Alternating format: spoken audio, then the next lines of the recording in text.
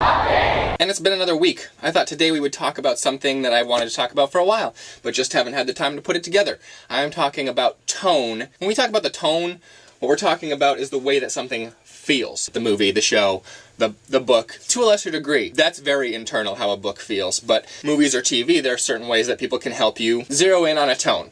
One is by the pace of editing. Another is by the music they choose, the way that they frame things. And another is by the tone of the way the actors are acting. Because there's good acting, there's bad acting, but some directors want a specific type of performance from an actor. They're a little more unaffected, or they're over-serious. One of the things I hate most in movies is when people are over-serious. And the people don't feel real, they all feel like everything's too serious all the time. Now we have to do this thing, and this is gonna happen. We gotta get to it, because it's all serious, and no one's gonna have a good time doing this. The tone is the feel. And I go through the Harry Potter movies. People like certain Harry Potter movies, A, because of the books they liked, okay, but also because of the tone that the director chooses. Some people really like Chris Columbus because that's the tone that they expected. It's kind of almost regal. Whereas other people really liked Alfonso Cuarón's interpretation of the Harry Potter in number 3. It's a little more playful, it's a little more whimsical. I really like David Yates' tone, the guy who did 5, 6, and both parts of 7. Because to me, that was a serious tone, it was a realistic tone, but it also had moments of levity, where the characters broke through with like, but I am the chosen one. You know, if you like the Harry Potter movies, that little bit of tonal shift in the 6th movie, Half-Blood Prince, David Yates' tone of the Harry Potter world was my tone. When speaking about tone, it's all about the individual. I like a lot of different kinds of movies, I like a lot of different kinds of TV, but there are certain things that really speak to my particular tone. Like if I had to talk about my favorite tone of movie and my favorite tone of TV, they're two different tones. In movies, my favorite tone is something with a dark wonder to it. Whereas when it comes to TV, my favorite tone, like I like a lot of comedy, I like a lot of drama, all that stuff, my favorite tone is something in the hour-long drama format, but has a lot of comedy to it. Like the characters bring a lot of comedy. Like I love Veronica Mars, that's one. Gilmore Girls. Overall, categorized as a drama, about a half hour's worth of comedy in it, you know, because of the dialogue and the characters. Firefly, perfect example. Everything that takes place in that show is serious, but the characters approach it with a certain amount of levity. I love that. I love that in movies as well. But there's certain kinds of movies. It's the problematic tone. When I talk to people about these kinds of movies, they're like, I hated that. I hated it. It didn't make sense. Or, yeah, but like the plot was so... In that case, there's a certain tone that rises above plot and above character to a certain degree that just hooks me and pulls me through. Like Richard Kelly.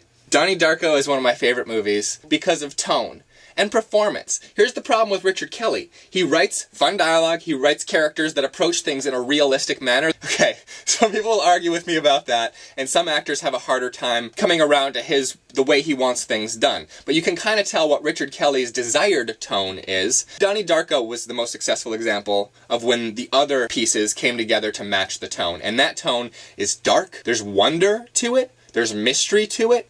It's something where you're like, what is happening? For most people, that movie, the plot doesn't connect satisfactorily, and I agree with that, okay? I'm not insane. I can see that the dots of Donnie Darko don't make a line you could walk. There's some pretty impressive jumps you'd have to make to get to the next part. Anyway, it doesn't matter, because the tone of Donnie Darko perfectly hits that part of me like a tuning fork. Like this.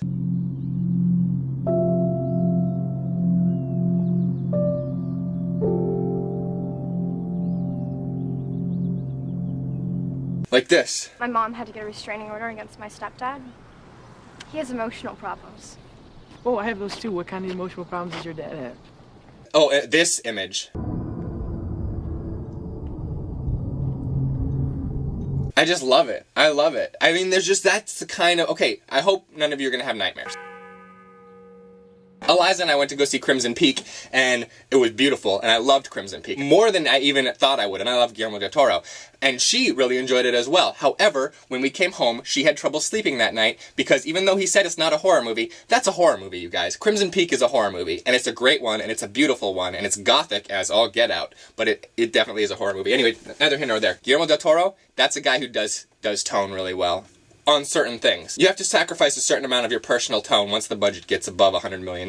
So, of all of the tone guys, this is the guy who brings his personal tone to everything, except for a couple things. Okay, David Lynch. You gotta swing your hips now.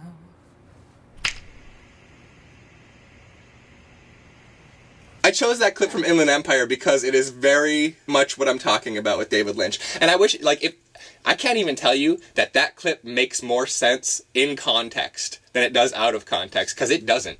It's as mind-boggling in context. Inland Empire is one of the most incomprehensible movies ever, but I really enjoyed watching it because of his weird-ass tone. Same with Mulholland Drive, although Film Crit Hulk deconstructed that one beautifully. If you like Mulholland Drive, check out the top link in the doobs. It's him deconstructing what's happening in it, and it's awesome, okay? So David Lynch does not care. His entire thing is tone. His entire deal is tone. When I was watching everything go around me while I was standing in the middle, watching it like in a dark theater. And he might have things he wants to express in his scripts. He stopped giving the audience any help, like right around the beginning of the 90s, with the exceptions of like Straight Story. But his thing is all tone, and it's how something feels to him. Like, how does this feel to you? You gotta swing your hips now. When that happened in the movie, I just laughed and I loved it. And I was like, yes! Oh, David Lynch. Again. If you see that clip and you think that's stupid, then David Lynch is not for you, okay? Because that clip feels very David Lynch to me. And the last thing I'm going to come out with is something a little more modern. Something that really, the tone of it, I believe it's the tone of it that really landed with people. And that's It Follows. Never go into a place that doesn't have more than one exit. It's very slow, but it's not done. I've seen it again and again. In fact, as a matter of fact, when Eliza asked me what I wanted for my birthday at the beginning of last month, I said It Follows. I saw it in the theater, and I loved it. Upon rewatching it when it came out on Blu-ray, I was like, oh yeah, I loved it. I'm not sure if I need to own it. And then when she asked me if I wanted it for my birthday, I said I want to own it. Because I'll keep watching it to experience that tone. To me, It Follows does two things perfectly. One, the concept. You can tell people the concept. There's a monster that will just walk towards somebody and then kill them. The only way to pass that monster to somebody else is through an intimate act. Then it will follow that person until that person does the same act with somebody else. Then it will follow that person. Once it finds that person and kills them, it goes to the next person down the list and the next.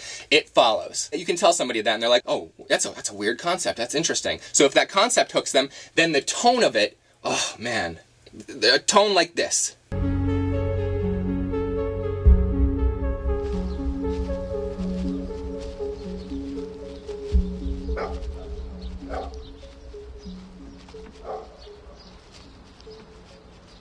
And it's framed so beautifully. David Robert Mitchell, his sense of framing, his sense of tone, and then that score by Disasterpiece. Dude's name is Disasterpiece. How about that noise? Is amazing.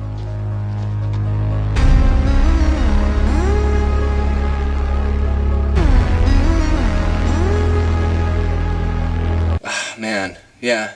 And it's all so wide. That wide anamorphic aspect ratio is just beautiful in those movies, and the directors wield them perfectly. Directors and cinematographers. It's not just the director. You got a team with them. I understand that. If something has that kind of tone to it, dark with a little bit of whimsy, a little bit of wonder, and just a hint of comedy, or the characters that can find the comedy in things, that is my tone. I am into that. The one that I most connect with. And then there's some other movies that like Drive. Had that same sense of indie cool that It Follows has. I'm not talking to you, Craig. Craig and I talk about Drive all the time because I didn't respond to it as positively as he did, or Chris. Chris responded to it very positively as well. And Eliza and I had a different time with that movie. But to me, Drive has that over-serious tone. Like that connected to people on a very tone level. The music in it is amazing. Beautifully shot, of course, but the elements, the tone was just a little off for me, alright? And I think in that case it had mostly to do with dialogue and character. Even though it had the same sense of indie cool to it, outsider kind of, anti-mainstream kind of movie making, it's the tone of the thing.